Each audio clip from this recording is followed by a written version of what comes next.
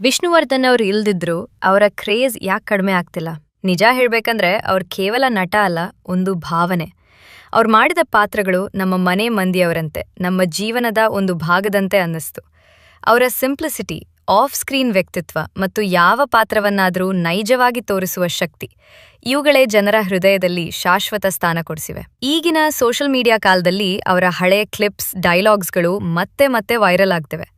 ಹೊಸ ಜನರೇಷನ್ ಕೂಡ ಅವರ ಸ್ಟೈಲ್ಗೆ ಫ್ಯಾನ್ ಆಗ್ತಿದೆ. ಅದ್ರ ಮೇಲೆ ಇತ್ತೀಚೆಗೆ ಹಳೆಯ ಕ್ಲಾಸಿಕ್ ಸಿನಿಮಾಗಳನ್ನ ಡಿಜಿಟಲ್ ರೀಸ್ಟೋರ್ ಮಾಡಿ ಮತ್ತೆ ತೆರೆಗೆ ತರೋ ಟ್ರೆಂಡ್ ಕೂಡ ಶುರುವಾಗಿದೆ. ಕೋಟಿಗೊಬ್ಬ ರೀ-ರಿಲೀಸ್ ಸಕ್ಸಸ್ ನೋಡಿ ಇನ್ನೂ ಹಲವು ವಿಷ್ಣುವರ್ಧನ್ ಸಿನಿಮಾಗಳು ಕೂಡ ಇದೇ ರೀತಿ ಬರೋ ಸಾಧ್ಯತೆ ಜಾಸ್ತಿ ಇದೆ. ಈ ಸಿನಿಮಾಗೆ ಸಿಕ್ಕಿರುವ ರೆಸ್ಪಾನ್ಸ್ ನೋಡಿ ಸುದೀಪ್ ಕೂಡ ಖುಷಿ ಪಟ್ಟಿದ್ದಾರೆ ಅನ್ನೋದು ಫ್ಯಾನ್ಸ್ಗೆ ಮತ್ತಷ್ಟು ಸಂತೋಷ ತಂದಿದೆ. ಕನ್ನಡ ಸಿನಿಮಾ ರಂಗದಲ್ಲಿ ಕಾಲ ಬದಲಾದ್ರೂ ಕ್ರೇಜ್ ಮಾತ್ರ ಜಾಸ್ತಿ ಆಗ್ತಾ ಹೋಗೋ ಕೆಲವು ಸಿನಿಮಾಗಳು ಇವೆ. ಆ ಪಟ್ಟಿಯಲ್ಲಿ ಟಾಪ್ನಲ್ಲಿ ನಿಲ್ಲೋ ಸಿನಿಮಾ ಅಂದ್ರೆ ಕೋಟಿಗೊಬ್ಬ. ಸಾಹಸ ಸಿಂಹ. ಡಾಕ್ಟರ್ ವಿಷ್ಣುವರ್ಧನ್ ಅವರ ಸ್ಟೈಲ್, ಮ್ಯಾನರಿಸಮ್, ಪಂಚ್ ಡೈಲಾಗ್ ಎಲ್ಲವೂ ಪ್ಯಾಕೇಜ್ ಆಗಿ ಬಂದ ಈ ಸಿನಿಮಾ 25 ವರ್ಷಗಳ ನಂತರವೂ ಅದೇ ಹುರುಪಿನಲ್ಲಿ ಪ್ರೇಕ್ಷಕರನ್ನ ಸೆಳೆಯುತ್ತಿದೆ ಅನ್ನೋದು ಇವತ್ತಿನ ರೀ-ರಿಲೀಸ್ ಸಕ್ಸಸ್ ನೋಡಿದ್ರೆ ಸ್ಪಷ್ಟ ಆಗ್ತಿದೆ.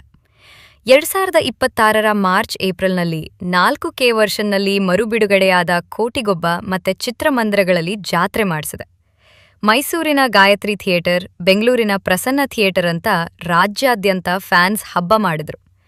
101 ತೆಂಗಿನಕಾಯಿ ಒಡೆದು, ಹಾಲಿನ ಅಭಿಷೇಕ ಮಾಡಿ, ಪಟಾಕಿ ಸಿಡಿಸಿ ಒಬ್ಬ ಸ್ಟಾರ್ ಸಿನಿಮಾಗೆ ಸಿಗೋ ರೆಸ್ಪಾನ್ಸ್ ಅಲ್ಲ, ಒಬ್ಬ ದೇವ್ರಂತ ಪ್ರೀತಿಗೆ ಸಿಗೋ ಪ್ರತಿಕ್ರಿಯೆ ಅಂತ ಹೇಳ್ಬೋದು. ಹೊಸ ಜನರೇಷನ್ ಕೂಡ ಈ ಸಿನಿಮಾ ನೋಡ್ಕೊಂಡು ಇದು